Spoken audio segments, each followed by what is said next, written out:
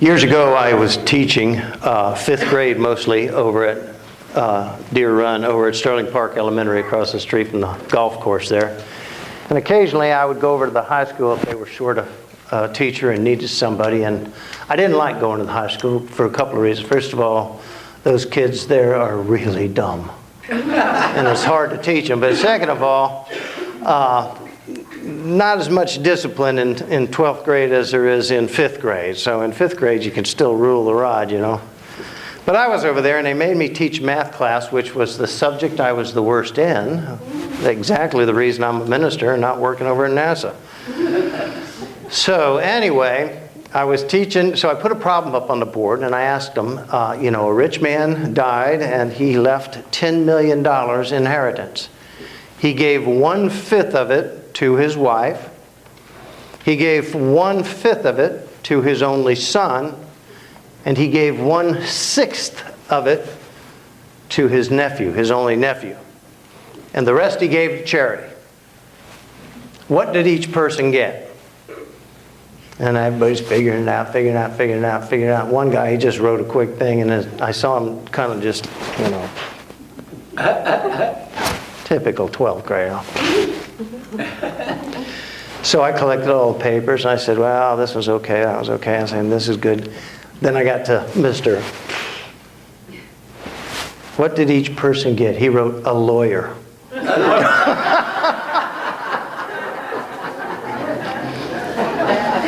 Got to give him credit for, creativity, but no, that wasn't the right answer. Well, that's not just a 20th or 21st century problem. They had the same problem back in the first century with Jesus Christ. I have never in the history of this church preached on money in this church. And you know why I don't do that? Because that's between you and God. What you give to God is what you give to God. What I give to God is what I give to God. And, it's really nobody's business but our own. But back in the first century, see, the law was not just a rule, but it was the law that if somebody died, mom or dad died, all the stuff would go to the firstborn male if there was a firstborn male. Now, if there were 7 brothers, well, 6 of them were out of luck. Because the first guy would get everything, and if he wanted to give them stuff, he could. But if he didn't want to, well, then he gets everything, the house, the car, the chariot, whatever. And the other 6 get squat. So Jesus was teaching on being beneficent and kind, as was the subject matter. And this guy ran up in the middle of the crowd and said, Lord, tell my idiot brother to give me some of the stuff.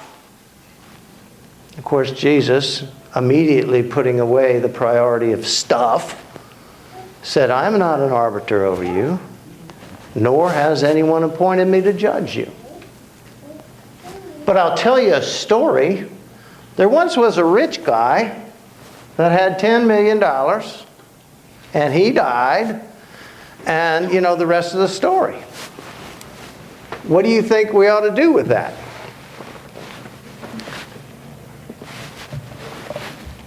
And they didn't have an answer.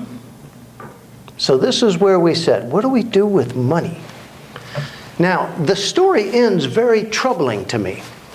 Jesus says, well, it was the fool who stored up treasures on the earth for himself because he thought, well, I build bigger barns, I have all my stuff for years ahead, I won't have to worry about nothing. Of course, God shows up and says, tonight your soul is required of you, so now who's going to get all your stuff? Do you know in the Old Testament, God says quite specifically, call no man a fool, lest you be guilty of sin. Call no man a fool, and yet right here, smack in the middle of the New Testament, Jesus says, this is a foolish man. Oh, you fool, your soul is required of you tonight. Now who's going to get your stuff? That's pretty important. How God can say, call no one a fool, and then he calls this guy a fool who built the bigger barns, who got, rather creative, stored up enough stuff for a lifetime, and then died that evening. We're going to talk about what would give Jesus permission to call a man a fool when the Scriptures say, call no man a fool. We're going to talk about that in just 1 minute. I want you to stand up for me, if you would, one final time.